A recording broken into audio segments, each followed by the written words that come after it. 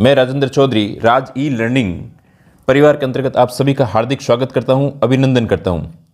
देखो, आज की जो क्लास है उसके अंतर्गत सबसे पहले आपको ये बताया गया है कि जो आगे नेक्स्ट आने वाला जो टेस्ट है उस टेस्ट की डेट घोषित की गई है।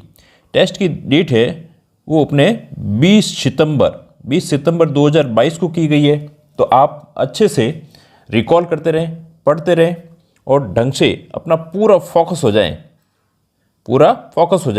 जब तक हम किसी चीज़ के अंतर्गत 100% नहीं देते तब तक हमें सफलताएं उतनी नहीं मिल पाती। अब देखिए, इस टेस्ट के अंतर्गत क्या क्या चीज़ें हैं उसके बारे में हम लोग डिस्कस करते हैं। तो कल भी वैसे बताया था, आप लोग एक बार फिर देख लीजिए, जो बिल्कुल आपको येलो के अंतर्गत किए हुए राजस्थान के प्रागैतिहासिक स्थल पूरा पाषाण से लेकर के ताम्र पाषाण और कांस्य युग तक ये पूरा प्रोसेस पढ़ना है। और इसके अंतर्गत अपने जो राजस्थान बोर्ड के अंतर्गत बुक्स चलती है जो आपके टेलीग्राम चैनल पर भी भेजी हुई है, उनको आप एक बार बिल्कुल अच्छे से देख लें। इसके अलावा आपको स्प्रिंग बोर्ड के नोट्स देखे जा सकते हैं, एक्स्ट्रा के अंतर्गत चीज़ देखी जा सकती है। नेक्स्ट देखिए, जो पॉलिटी वाला पोर्शन है, पॉलिटी के अंतर्गत है भारतीय संविधान और भारतीय संविधान की विशेषताएं। इसमें भी कुछ स्प्रिंग बोर्ड की चीज़ें देखी जा सकती है। यदि आपने पहले परीक्षा वाणी प्रकाशन की आती है ये बुक देख रखी है तो आप इसे भी देख सकते हैं। यदि आपने लुसेंट से देख रखा तो एक बार लुसेंट को भी देख करके टेस्ट को अच्छे से आपको तैयार करनी है। अब बात आती है नेक्स्ट, समसामयिकी घटनाक्रम। समसामयिकी घटनाक्रम के अंतर्गत जो अगस्त 2022 है उसकी अंतर्राष्ट्रीय क्रोनोलॉजी या मूमल जो भी आपको अच्छी लगती है, जो आप पढ़ रहे हैं और लेकर के आ रहे हैं, उसको आप उसके स्टार्टिंग के जो पारदर्शिक परिदृश्य है वहीं तक आपको रीड आउट करना है, क्योंकि एक साथ में होगी नहीं। और इससे पहले का करंट आपके जो 9 महीने हैं उसके अंतर्गत 9 से 10 ये आपके पास में अंतर्राष्ट्रीय क्रोनोलॉजी हो जाएगी, तो ये सफिशिएंट है। तो कल भी थोड़ी समय की अपने व्यस्तता थी, उसकी वजह से आज क्लास थोड़ी सी हो सकता है कि छोटी हो, पर आपको देखो नियमितता रखनी है, नियमितता रेगुलरिटी मस्ट है। अब देखो नेक्स्ट इसके अंतर्गत दिया हुआ है जो नगर पालिकाओं का गठन और शासन की बात की गई है और कार्य संचालन और वार्ड समितियां, जो अध्याय 2 और अध्याय 3 दिए हुए, अध्याय 2 और अध्याय 3 दिए हुए। अध्याय 2 के अंतर्गत नगर पालिकाओं का गठन है जो अपने धारा 3 से लेकर के अपन ने 50 तक पढ़ा है। अब जो कार्य संचालन और वार्ड समिति है वो 51 से लेकर के जो 66 तक दी हुई है, इसको अपन उससे पहले पढ़ लेंगे और इसको रिकॉल कर लेंगे। इसके अलावा हृदय योजना है, इसको भी आपको अच्छे से रीड आउट कर लेना है। हो सकता है कि संडे वनडे को एक आध क्लास इसकी हृदय योजना के बारे में, योजनाओं को कैसे पढ़ा जाता है। देखो, मेरा काम है बेसिकली आपको हाउ टू रीड, किस प्रकार से पढ़ना और कैसे हम कंसाइज करके उसको अच्छे से अपना प्रस्तुतिकरण दे सके, तो ये चीज़ है। चलो लेट्स स्टार्ट। अब बात आती है, एक बार आपको कौन कौन सी अपन ने धाराएं देखी थी नेक्स्ट क्लास के अंतर्गत। ये कार्य संचालन और वार्ड समिति से संबंधित है, जो अध्याय 3 दिया हुआ है कार्य संचालन और वार्ड समिति से। इसमें धारा 51 से लेकर के 66 तक ये सारी चीज़ें दी हुई अध्याय 2 में। अपन ने किस किस पर डिस्कस किया था? 51 के अंतर्गत नगर पालिका की बैठकों के बारे में प्रावधान दिया गया था। नेक्स्ट जो 52 थी उसमें व्यष्टि मतलब एक सदस्य ही है खाली, तो उसके क्या अधिकार और विशेष अधिकार है। फिर जो 53 है, 53 के अंतर्गत उपाध्यक्ष और अध्यक्ष के विरुद्ध अविश्वास प्रस्ताव की बात करता है। और 54 वार्ड समिति के गठन की बात करता है। और 55 के अंतर्गत बहुत सारी जो समितियां बनती है उन समितियों के बारे में 55 के अंतर्गत दिया हुआ है। तो ये बातें अपन ने कर ली थी। अब इसके अलावा देखो नेक्स्ट क्लास को बिल्कुल रेगुलर आप देखते रहिए, पूरी क्लास देखिए अच्छे से कि इस प्रकार से हमने कहाँ से क्वेश्चन उठ रहे हैं, फिर हम प्रीवियस ईयर्स के जो क्वेश्चन कर रहे हैं, और सिलेबस को आपको एक एक अक्षर याद हो जाना चाहिए, इसी से आपको सफलता मिलेगी। देखो नेक्स्ट इसके अंतर्गत दिया हुआ आपकी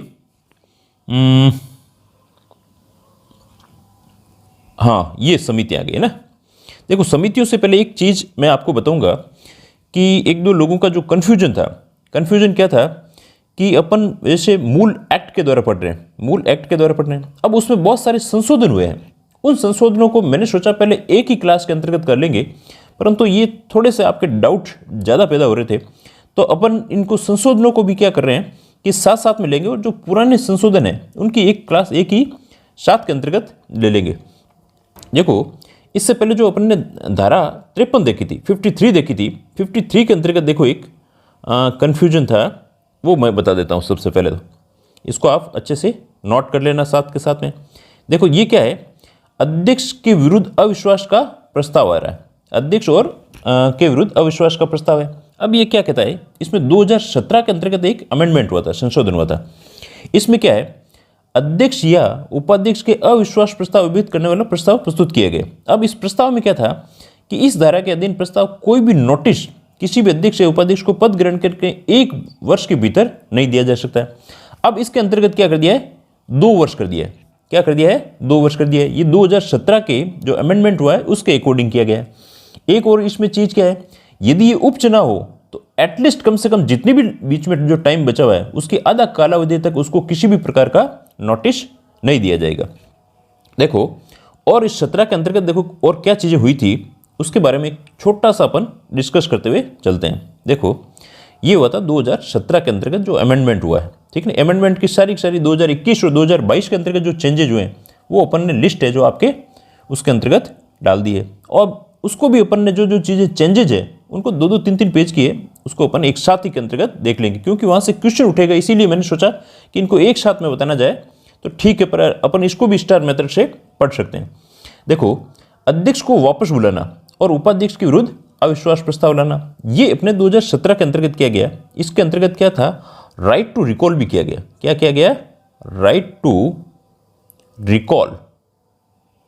अब ये राजस्थान के अंतर्गत राइट टू रिकॉल है। सबसे पहले जो 12 जिला है, 12 जिले के अंतर्गत ये इस प्रकार से राइट टू रिकॉल सिस्टम लेकर गए थे। क्या चीज़ है इसमें, देखो, किसी नगर पालिका अध्यक्ष के पद तत्काल रिक्त हुआ समझा जाएगा यदि इस प्रक्रिया के तहत जो विहित की जाए। कौन सी, देखो सारा सिस्टम है जो बिल्कुल अमेंडमेंट है, वहीं से अपन ने इसको कॉपी करके बता रहे हैं।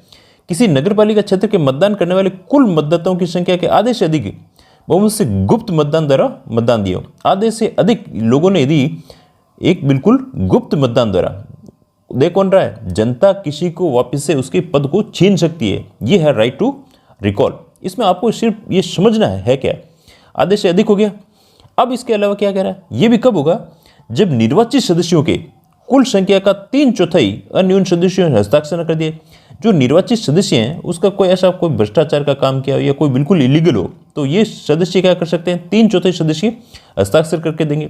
और हस्ताक्षर करके किसके देंगे, वहाँ का जो संबंधित कलेक्टर है उसको प्रस्तुत न कर दिया जाए। ये प्रक्रिया होनी चाहिए। अब अध्यक्ष द्वारा जो पद ग्रहण करने के 2 वर्ष के भीतर या किसी उपचुनाव में आदि कालावधि तक ये चीज़ें नहीं होगी, समाप्त नहीं हो तो ऐसी कोई प्रस्ताव नहीं लाया जाएगा। परंतु यह भी है कि अध्यक्ष को वापस बुलाए जाने की प्रक्रिया उसकी संपूर्ण अवधि में एक बार प्रारंभ की जाएगी। ऐसा नहीं कि बार बार इस प्रकार की प्रक्रिया की जाएगी। हालांकि 12 के अंतर्गत जो जैन साहब थे उनके भी खिलाफ हुआ, पर वो सफल नहीं रहता, असफल ही हुआ था। कलेक्टर यथासंभव शीघ्रता से किंतु 7 दिवस के भीतर अपना ये समाधान कर लेना चाहिए कि सत्यापन कर लेने के पश्चात, देखो और क्या दिया हुआ है, क्या करेगा भाई, 3/4 सदस्य, सबसे पहली चीज तो 3/4 सदस्य, तो उसको क्या करेंगे, वापस बुलाने का प्रस्ताव हस्ताक्षर कर दिए गए। अभी और सुनना, देखो इसमें बहुत अभी बेसिक चीज ये देख करके वापस इसमें क्या चीज होती है। देखो, नगर पालिका की एक बैठक जो 14 दिवस के भीतर उसको बुलानी होगी, फिर उसके लिए एक तारीख नियत की जाती है और जिसकी अध्यक्षता कौन करेगा, कलेक्टर द्वारा नाम निर्देशित ये अपर कलेक्टर की पंक्ति का अन्य किसी अधिकारी द्वारा की जा सकती है। अब नेक्स्ट बात कर रहा है, यदि इस बैठक में अध्यक्ष के विरुद्ध या दूसरा पॉइंट है, यदि इस बैठक में अध्यक्ष के विरुद्ध अविश्वास अभिव्यक्त करने वाला संकल्प नगर पालिका के निर्वाचित सदस्यों के 3/4 बहुमत से रीति से पारित हो जाए और राज्य सरकार, अब 3/4 बहुमत से क्या हुआ, पारित हो गया है, ठीक है, और राज्य सरकार को संसूचित कर दिया जाए। तो राज्य सरकार किसको करेगी, राज्य निर्वाचन आयोग को, और राज्य निर्वाचन आयोग उस निर्देश प्राप्त होने पर वापस बुलाए जाने के प्रस्ताव में मतदान के लिए ऐसी रीति से व्यवस्था जो विहित की जाए और उपाध्यक्ष में अविश्वास अभियुक्त करने वाला प्रस्ताव विहित रीति से किया जाए, उस पर विचार किया जाए। तो अब ये कुल मिला के देखो, बात यह है कि जो राइट टू रिकॉल लाया गया, इसको संक्षिप्त के अंतर्गत जो बात हम समझ रहे हैं, तो राइट टू रिकॉल के अंतर्गत यदि 3/4 जो सदस्य हैं उसके, वो यह क्या करें कि उनको लिख करके दे दे कलेक्टर साहब को कि भाई ये इनका काम सही नहीं है और हम इनको राइट टू रिकॉल के तहत हटाना चाहते हैं। अब ये 3/4 सदस्य लिख देते हैं, तो फिर कलेक्टर साहब इसकी 14 दिवस के भीतर, एक कालावधि के भीतर 14 दिवस के भीतर एक तारीख नियत करेंगे और उसके अंतर्गत इसके पूरा ये संकल्प करेंगे कि भाई ये चीज़ इस प्रकार से किया जाना है। अब इसके भी विरुद्ध अब ये चीज़ हो गई। ये चीज़ होने के बाद में ये राज्य सरकार भी आगे चुनाव आयोग को भेजेगी और चुनाव आयोग फिर आगे वापस से इनके राइट टू रिकॉल करेगी और यदि उसके अंतर्गत 1/2 सदस्य जनता करेगी। अब जनता क्या कर रही है, 1/2 से अधिक जो बहुमत से सदस्य हैं, जो सदस्य के मतदाता हैं, मतदाता यदि विरोध कर देते हैं, अब इस स्थिति के अंतर्गत क्या होगा कि इनको राइट टू रिकॉल के तहत उनको पद छोड़ना पड़ेगा। परंतु ये राजस्थान के अंतर्गत क्या हुआ, इसके ज़्यादा परिणाम अच्छे नहीं रहे और अब इसको वापस अभी वर्तमान के अंतर्गत इसको क्या है, समाप्त कर दिया है। पर आपको राइट टू रिकॉल है क्या, ये चीज़ भी समझ में आनी चाहिए। ये मुख्य इसके अंतर्गत डिस्कस किया गया है। चलो लेट्स स्टार्ट।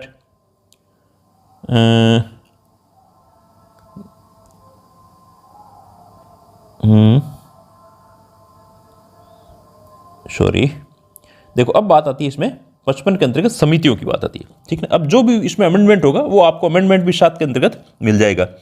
अब देखो इसके अपन ने आज थोड़ी सी जल्दीबाजी के अंतर्गत था या कुछ ऐसा था, आपकी कंटिन्यूटी रखनी जरूरी थी, तो 2 दिन के जो आपके इसके शॉर्ट नोट्स भी बन रहे हैं, जो स्टार मेथड के द्वारा पढ़ेंगे अपन, उन चीज़ों को क्या है आपको जो ये पूरी क्लास होगी तो इस क्लास के बाद में आपको अवेलेबल करवा दिए जाएंगे।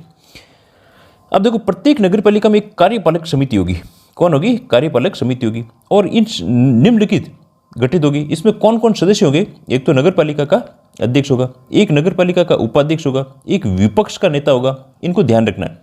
तो ये समिति के अंतर्गत कौन कौन से लोग होते हैं उसको अपन कहते हैं नगर पालिका का अध्यक्ष, उपाध्यक्ष, विपक्ष का नेता। और कौन कौन होंगे, देखो यदि देखो नगर निगम या नगर परिषद है, नगर निगम या नगर परिषद आती है, नगर पालिका बोर्ड होता है, नगर परिषद होती है और नगर निगम होती है। नगर निगम यथास्थिति नगर परिषद में निर्वाचित महिला सदस्यों में से 2 सदस्यों सहित दो तो महिला सदस्यों में से 2 सहित 7 सदस्य इसमें से क्या करेंगे, इसके सदस्य होंगे।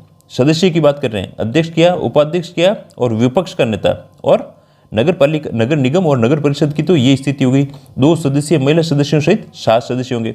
नेक्स्ट देखो नगर पालिका बोर्ड में क्या होता है। नगर पालिका बोर्ड के मामले में नगर पालिका बोर्ड द्वारा निर्वाचित 5 से अधिक संख्या होगी, जो भी होगी, ऐसी संख्या के सदस्य जो नगर पालिका बोर्ड द्वारा अवधारित किए जाए, जो इनको मनोनीत किया जाए, उनको आगे रिप्रेजेंट किया जाए। अब नगर पालिका द्वारा उपधारा 3 के अधीन गठित समितियों का अध्यक्ष कौन कौन होगा, देखो तो ये आपको यहाँ से जो 2 सदस्य और 7 सदस्य वाला है, यहाँ पे भी एक क्वेश्चन बन सकता है, तो आपको यहाँ से आपको ध्यान रख लेना है। नेक्स्ट देखो नगर पालिका में मुख्य नगर पालिका अधिकारी कार्यपालक सचिव का पदेन सचिव होता है। अब यहाँ 5 स्टार बना लो। उस समिति का क्या होता है, पदेन सचिव होता है। पदेन सचिव देखो एक तो होता है सचिव और एक होता है पदेन सचिव। सचिव को तो क्या होता है कि उसको एक प्रकार के निर्वाचित कर दिया, जैसे समझ लो कि इस चीज़ के लिए ये सचिव है, ठीक है। पदेन सचिव वह उसमें हुआ कुछ भी नहीं है, पर ऑलरेडी जो नगर पालिका का अधिकारी है वह उसका पद के लिए सीधा इलेक्टेड हो गया, निर्वाचित ही है, समझ लीजिए, वो उसके लिए उसमें इलेक्टेड मान लिया जाता है। ये इसमें फर्क आता है। देखो कार्यपालक समिति के अतिरिक्त प्रत्येक नगर पालिका 10 से अधिक सदस्यों से मिलकर बनी निम्नलिखित समितियों भी गठित करेगी। अब 10 से अनधिक सदस्यों से मिलकर के, 10 से अधिक नहीं हो तो भी कोई, 10 से अनधिक सदस्यों से मिलकर के, अधिक नहीं है, ठीक है ना, सदस्यों से निम्नलिखित समितियां बनी होती है। कौन कौन सी समितियां बनी होती है, तो ये कह रहा है एक तो होती है वित्त समिति, एक तो क्या होती है वित्त समिति, एक होती है स्वास्थ्य और स्वच्छता समिति। देखो यहाँ से अब देखो इसमें अमेंडमेंट हुआ है 2017 के अंतर्गत, तो यहाँ से क्वेश्चन बन सकता है 3, 4 और 5। अब क्या अमेंडमेंट हुआ है, एक हुआ देखो, एक बार देख लो, भवन एवं अनुज्ञा संक्रम समिति, गंदी बस्ती सुधार समिति, यहाँ पे भी क्या हुआ है, अमेंडमेंट हुआ तो उसको थोड़ा सा देख लो, 4-5 पन्ने होते हैं, ज़्यादा कोई विशेष नहीं है। नियम व उपविधियों से संबंधित हो गया, अपराधों का शमन समझौता समिति होगी। नगर पालिका के कृत्यों को दृष्टिगत रखते हुए नगर निगम के मामले में 8 से अधिक, ठीक है ना, अधिक, नगर परिषद के मामले में 6 से अधिक और नगर पालिका बोर्ड के मामले में 4 से अधिक ऐसी अन्य समितियां भी गठित कर सकेगी जो वह आवश्यक समझे। तो इसको भी आपको यहाँ पर 5 स्टार समझ लेना, क्योंकि ये देखो संख्या के अंतर्गत जो भी आंकड़ा आता है उसको आपको अच्छे से देखना है। अब ये चीज़ों को यदि देखो, अब अपन यदि इसके अमेंडमेंट की बात करें, कौन कौन से जो अमेंडमेंट हुए हैं उसको भी अपन यदि देखा जाए तो देखो इसी के अंतर्गत जो अमेंडमेंट हुआ है उसको हम देखते हुए चले। अपन ने किस किस की बात की थी कि अपने 1 सेकेंड, हाँ देखो ये चीज़ थी अपने, ठीक है, किस किस में हुआ था। एक तो अपने वित्त समिति पढ़ी थी, दूसरी के अंतर्गत समझ वो याद है। देखो एक से अधिक स्वास्थ्य और स्वच्छता समिति। अब देखो एक सेकेंड,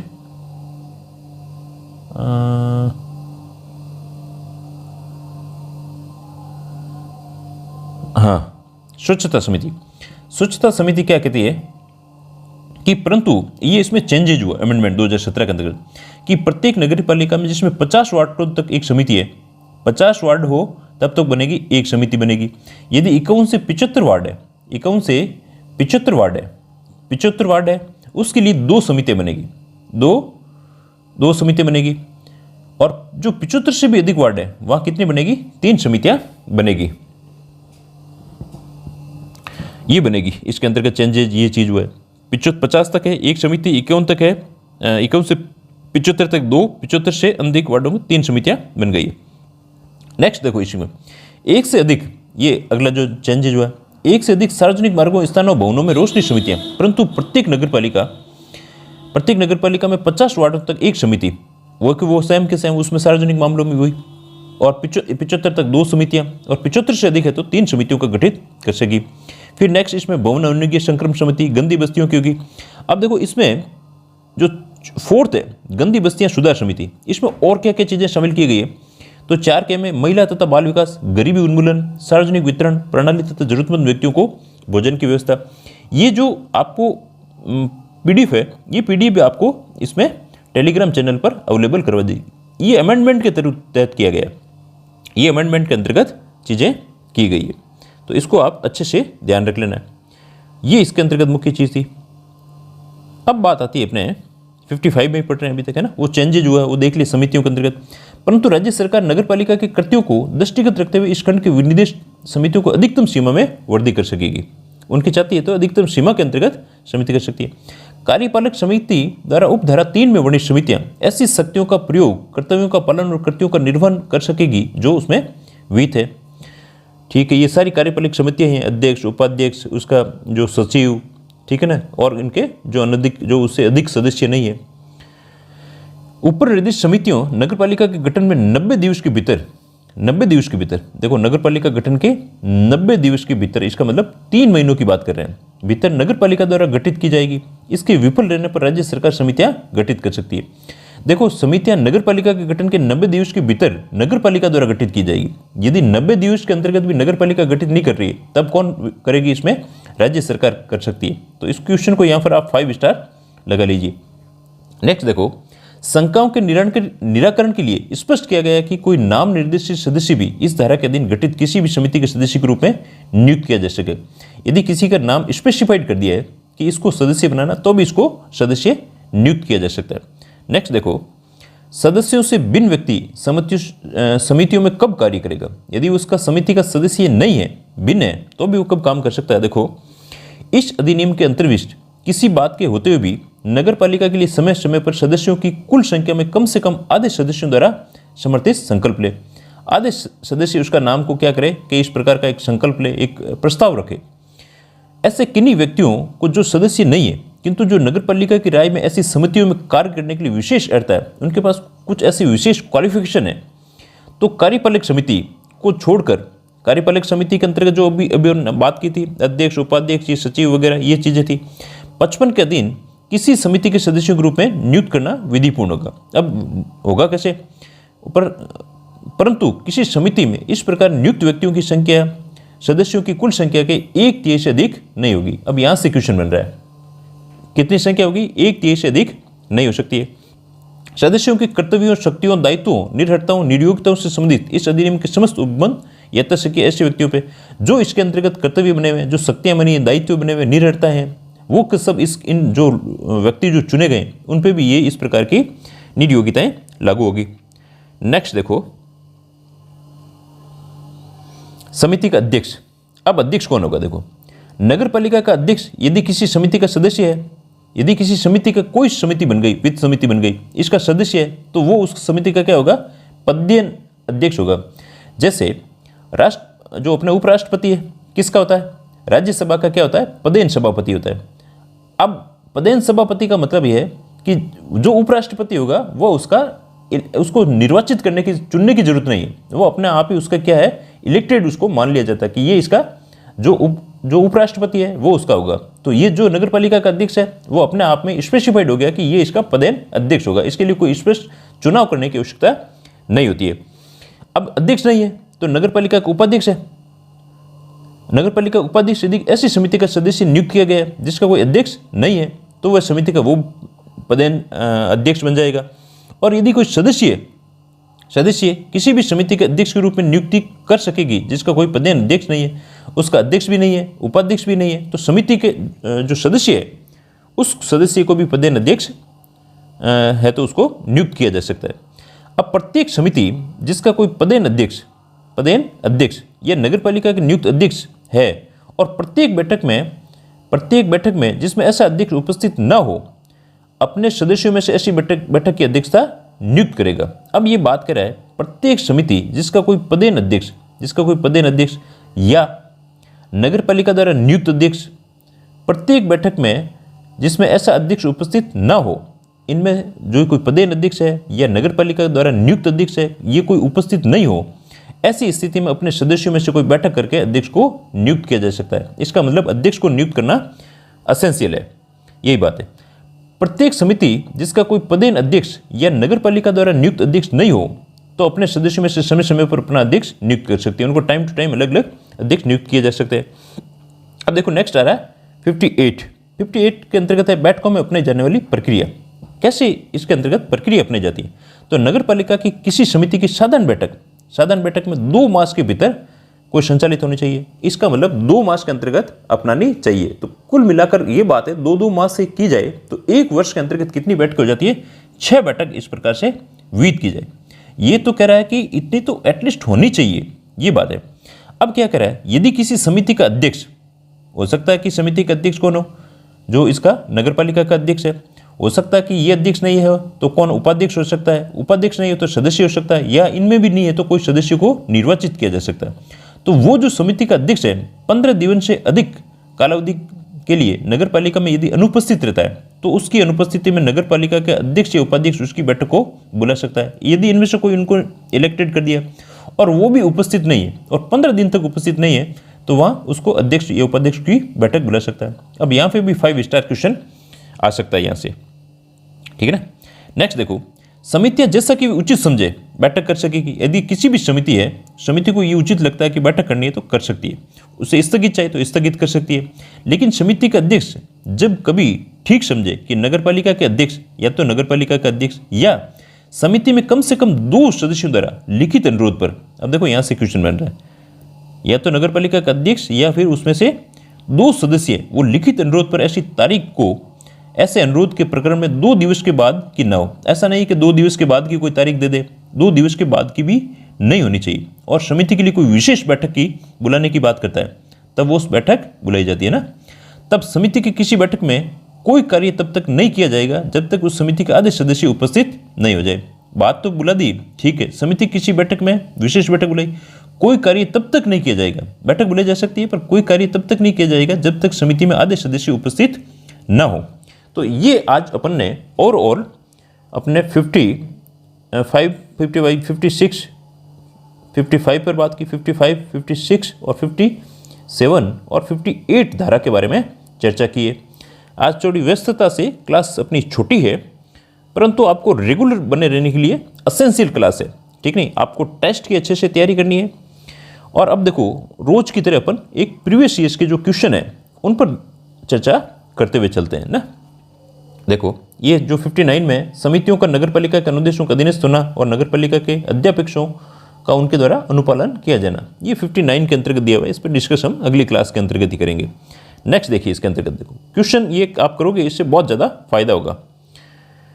अब बात आती है, राजस्थान नगरपालिका अधिनियम 2009 के अनुसार कार्य ग्रहण करने की विधि से कितने वर्ष की समाप्ति पर नगरपालिका अध्यक्ष के विरुद्ध अविश्वास प्रस्ताव सूचना पारित की जा सकती है। ये देखो अपन ने जो एक्ट था, एक्ट में पहले 1 वर्ष था और उसको जब संशोधन के अंतर्गत देखा तो कितने हो गए, 2 वर्ष हो गए।